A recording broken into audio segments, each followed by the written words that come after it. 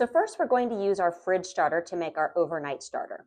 To make one loaf, you need 100 grams of bubbly starter, which will be doubled and ready in 12 hours.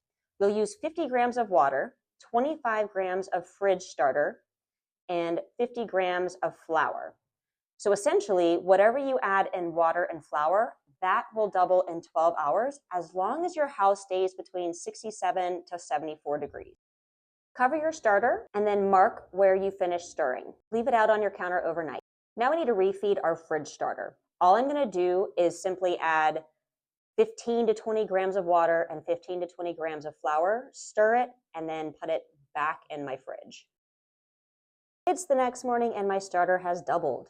I'm going to start by adding my lukewarm water, then my doubled overnight starter. You want to stir until it's dissolved pretty well. Add your flour. I like to use Azure Standard Organic All-Purpose. Try to keep your measurements right. Fold it all together until it's nice and gooey. It should still be pretty rough at this point.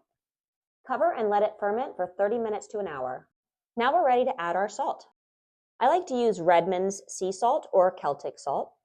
Wet your hands and push the salt down into the dough. This is the fun part. Once that salt is nice and incorporated, we're going to start with our stretch and folds. You really can't mess it up at this point. Cover and let it sit for another 30 minutes.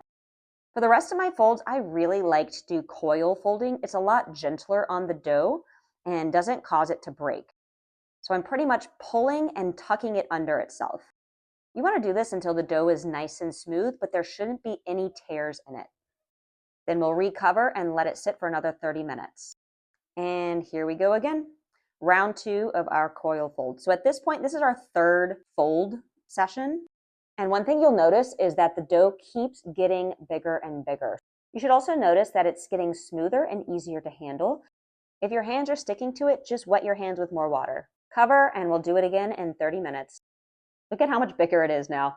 So this is going to be our fourth and final coil fold before we leave it for a few more hours and we'll finally get to shaping it. At this point, it has bulk fermented for about 6 to 7 hours, and now it's time to shape it. Dump your dough out onto a floured surface. And now I've doubled the recipe, so I'm making 2 loaves in this video. So right now, I'm just going to cut this in half and shape 2 loaves. You're going to pull it apart, make it nice and thin. And you're going to see 2 methods here in how I shape. This one is the square. So I'm going to fold from the bottom, pull from the side, pull from the other side, and then roll it. Then I'm going to tighten it by using a bench scraper. Flour my banneton. Flip it upside down so the seam side is up. Pinch the seam so that it's nice and tight. And cover it to go ahead and get it ready for your fridge fermentation. I'm going to shape this second loaf with a different technique. So I'm turning it more into a rectangle than a square. And you're going to fold half, fold the other half, and then roll it onto itself. Same thing here. I'm going to create some tension with the bench scraper. This part is a little bit more delicate. Really flour that banneton well so it doesn't stick when you turn it out. Seam side up, pinch it tight, and cover. These loaves are going to ferment in the fridge overnight, and we were not baking these until tomorrow morning. Day 3 is baking day. Pull them out of the fridge. We're going to take the tops off, flour them so they don't stick to the parchment paper. Flip them out. Give them a nice coating of flour. Make your designs. And then you're going to slice it right down the middle. Here's another example, but with a round loaf.